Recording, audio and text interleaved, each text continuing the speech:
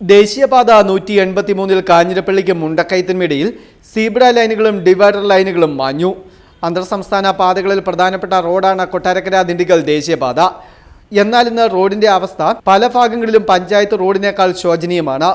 സംസ്ഥാന പാതകൾ പോലും ദേശീയ നിലവാരത്തിൽ നവീകരിക്കുമ്പോഴാണ് അവഗണനയുടെ നടുവിൽ കൊട്ടാരക്കര-ദിണ്ടിഗൽ ദേശീയപാത നിൽക്കുന്നത്. ദിവസേന ആയിരക്കണക്കിന് വാഹനങ്ങൾ കടന്നുപോകുന്ന കാഞ്ഞിരപ്പള്ളിക്കും മുണ്ടക്കയത്തിനുമിടയിൽ ദേശീയപാതയിലെ പല ഭാഗത്തും ഡിവൈഡർ ലൈനുകളും സീബ്ര ലൈനുകളും മാഞ്ഞിട്ട് നാളുകൾ പിന്നിട്ടു. ചിറ്റടി അട്ടിവളവ്, SNDP വളവ്, 31 മൈൽ വേബ്രിഡ്ജ് വളവ്, പൈങ്ങിനായിലെ പതിവ് അപകട സ്ഥലങ്ങളായ കൊടും വളവുകളിലൊന്നും ഡിവൈഡർ ലൈനുകളില്ല. പൈങ്ങിന പാലം മുതൽ മുണ്ടക്കയം ടൗൺ വരെ റോഡിന്റെ ഒരു വശത്തും ഡിവൈഡർ ലൈനുകൾ കാണാനില്ല. കാലപ്പഴക്കത്താൽ വരകൾ മാഞ്ഞതോടെ അപകടങ്ങളും വർദ്ധിക്കുകയാണ്. സീബ്ര ലൈനുകളുടെ അഭാവത്തിൽ രാത്രികാലങ്ങളിൽ മൂടൽമഞ്ഞുകൂടി ഇറങ്ങുന്നതോടെ വാഹനയാത്രക്കാർക്ക് വലിയ ബുദ്ധിമുട്ടാകും സൃഷ്ടിക്കുക. ഇത് അപകടങ്ങൾ പെരുവാൻ ഇടയാക്കും.